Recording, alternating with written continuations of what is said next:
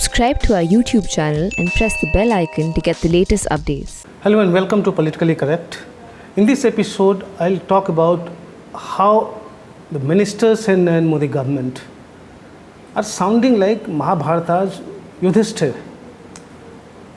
I'm not talking about the lifelong conduct of Yudhishthir. The context in which I'm talking is what happened on the 15th day of Mahabharata war. Now, you know how Guru Dronacharya was invincible and Lord Krishna didn't know how to actually beat him. So he hatches a plan. Now, Guru Drona had one weakness, his son Ashwathama. Ashwathama was himself a great warrior. So as per Lord Krishna's plan, Bhim kills an elephant named Ashwathama. And then the rumor spreads that, well, Ashwathama has been killed. Drona is not ready to believe. He wants to hear it from Yudhishthir, Dharmaraj, the epitome of righteousness. Now, Yudhishthir, the eldest of the five Pandava brothers, he was known as Dharmaraj, and he wouldn't tell any lie. But Yudhishthir was complicit in his plans. So he goes and tells Drona, Ashwathama hato narova kunjarova. Means that Ashwathama has been killed, but I don't know whether it was a man or an animal. Now, first two words of what he said, Drona could hear. But when Yudhishthir started saying Narova or Kunjarova, Lord Krishna blew the conch shell, and what Yudhishthir was saying got drowned in the noise. So convinced that, now that Yudhishthir has said that Ashwathama is killed, Drona gives up his arms, sits in the battlefield, and then killed. Why I'm talking about Yudhishthir in today's context? If you look at the debates in Parliament over the past 1 week, the answers, the statements given by our ministers leave much to be desired. Now it's the first Parliament session after this face-off with the Chinese started around April, May. Now everybody in India, all of us want to know one thing. On 19th of June, Prime Minister Narendra Modi said, nobody intruded in our territory. Nobody is holding our post.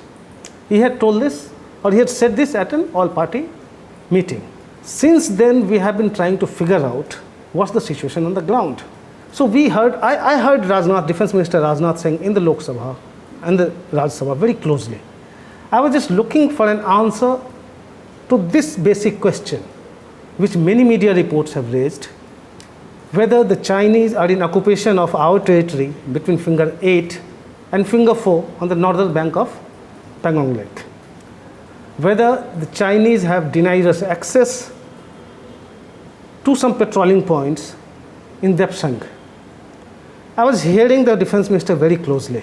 Well, I could not figure out, I could not get my answer, because he was talking about nobody can stop us from patrolling in Ladakh. Now it's like saying pretty truth. No, something that may happen to be true. He did not deny any media reports about this denial of access by the Chinese army. He did not refer to anything about finger 8, about the reports about occupation by the Chinese between finger 8 and finger 4. Instead, he said, there was an attempt, quote unquote, attempt to transgress, which was foiled. So what are we going to make out of what he said? That nobody occupied our territory. There was an attempt to transgress. It had been foiled, so there's nothing really that serious there. So was he saying, or was he repeating what the Prime Minister said? Not exactly. He did not get into that territory. So finally, what answers have we got to media reports everywhere? It has been reported extensively about the Chinese sitting in our land in certain parts on the northern bank of the lake. We have no answers. Okay, that's about defense. We actually not coming to know the truth in defense. That's my starting point. Come to the second point. COVID management. We heard Health Minister Harshvardhan in both houses, and his thrust was actually the sense you get is everything is fine, everything is being taken care of. In fact, the way the lockdown works, the nationwide lockdown that the Prime Minister had announced at 8 p.m. on the March 24th, that the lockdown was immensely successful. It prevented infections in 14 lakh to 29 lakh people and the death of 38 to 70,000 people. So it was such a huge success. And these numbers were based on a study commissioned by the Ministry of Statistics and Program Implementation. And this was on the basis of the mathematical modeling. But again, another government arm, Indian Council of Medical Research, the apex body for biomedical research in our country. Now that comes out with a serological survey. Now that survey report tells us that by early May, by the first week of May, there were over 64 lakh infections in the country. So either the lockdown was a huge success or it was ineffective. Either we prevented the infections in 14 to 29 lakh people, or we could not detect infections in over 64 lakh people. Again, we don't know the truth because the health minister is not telling you.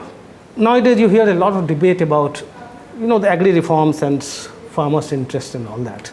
So let me take one question in that area. Now, there is this question by a BJP MP, Dushyant Singh, asking whether the government's promise of doubling the farmers' income by 2022 can be achieved with the current rate of growth. If not, what is the growth rate that you require and how do you plan to achieve it? A straight question. Government's response goes into all kinds of details. Now it talks about a committee which had come to the, which had actually made certain projections and done some study on how to double the farmers' income, and it concluded that by 2015-16 base price, the farmers' income and average agriculture household income in India was 8,000 rupees per month. So it has to be doubled to 16,000 rupees per month. Of course, if you go by the state-wise breakup, it's like 2.30 lakh per annum per household in Punjab and barely 45,000 per annum per household in Bihar. So in Bihar, poll-bound Bihar, the agriculture income in 2015-16 was just about 4,000 rupees per month per agriculture households. Anyway, we are not diverting. So coming to the point, what was the government's answer to a question about its promise to double the farmers' income? Can that be achieved by 2022? The agriculture minister's reply said nothing about it. It said, well, we have launched 17 we have made 17 schemes and interventions for the benefit of farmers. And then the caveat that states are going to implement all these schemes. No response whether you can achieve that target or not. It's strange because look at all these answers, very evasive answers. Nobody is saying that the government must achieve it. The COVID situation, the state of the economy. Now, doubling farmers' income by 2022 is going to be a Herculean task. So even if you say that, well, these are the issues in COVID times, this is the state of the economy, we may overshoot the target. Everybody will believe you. And we have seen in one survey after another, people trust Prime Minister Narendra Modi in every sphere, be it national security or the pandemic or every aspect of governance. Yet, the ministers have to be evasive. Now, there was a debate in the Lok Sabha while they were discussing this taxation bill. Some opposition MPs wanted or raised the issue of transparency or lack of transparency in PM CARES fund. Now, the government is not ready to tell us, or even there were many RTI applications government had rejected. The people have been curious as to who are the donors to that fund, because thousands of crores have been collected. Who are the people who are donating? I don't know if the government tells you what is wrong with that. If people come to know who are the donors, there is nothing wrong. But then you hear Finance Minister Nirmala Sitharaman or her Deputy Anurag Thakur. The response is, you better have transparency at your home first, that is in the Congress. 23 of you wrote a letter to Sonia Gandhi about different things about the intra-party matters. You better set your own house in order first, have transparency there first.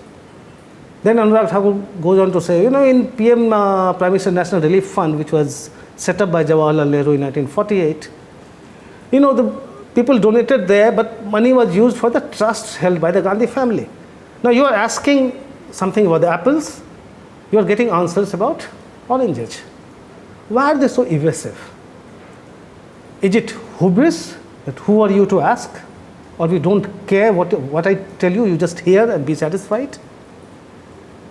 Do the citizens have the right to know the full truth? Only the government can answer. But it's getting worse now. The next step is what the American philosopher Harry Frankfurt calls bullshit theory. He wrote a book on bullshit in 2005. So what he says is, bullshit is different from a lie. When you lie, there is some concern about the truth, because you want to repudiate the truth, you want to take people away from the truth, so you lie. But when you bullshit, it's in total disregard of any truth. You don't care what is true, what is not true, you just say what you have to say. Now that's a dangerous way to go. Let me take another question from the parliament only. There's a question by this Trinamool Congress MP asking whether our relations with neighbors like Nepal, Bangladesh, China, have they deteriorated in the recent past? The External Affairs Ministry's response was an emphatic no. Now, if you heard Rajnath Singh talking about the whole gamut of Indo-China relations and how China is trying to be expansionist and what all China is trying to do, and then you look at the External Affairs Ministry's emphatic no, you don't know where the truth lies. It's a very dangerous path the government is adopting. As I said, is it hubris? Or is it that we are not accountable to you? We will not tell you the truth? Well, be as it may, but I will wind up this show just reminding, again, going back to the mythology. Yudhishthira, who never said a lie in his life. Now, when he, along with his brothers, after, at some point of time, having ruled for so long, when the Pandavas decide to actually finally give up and walk up to heaven, so all the Pandavas perish on the way, only Yudhishthira survives. He goes straight to the heaven, all living. You know what he loses? He loses a finger for telling that half-truth to Guru Drona. That was for one half-truth. And our modern day Yudhishthira are telling us half-truths day after day. Now they need to introspect how they are going to end up. It's a parliamentary democracy, and they must realize citizens have a right to know. Thank you.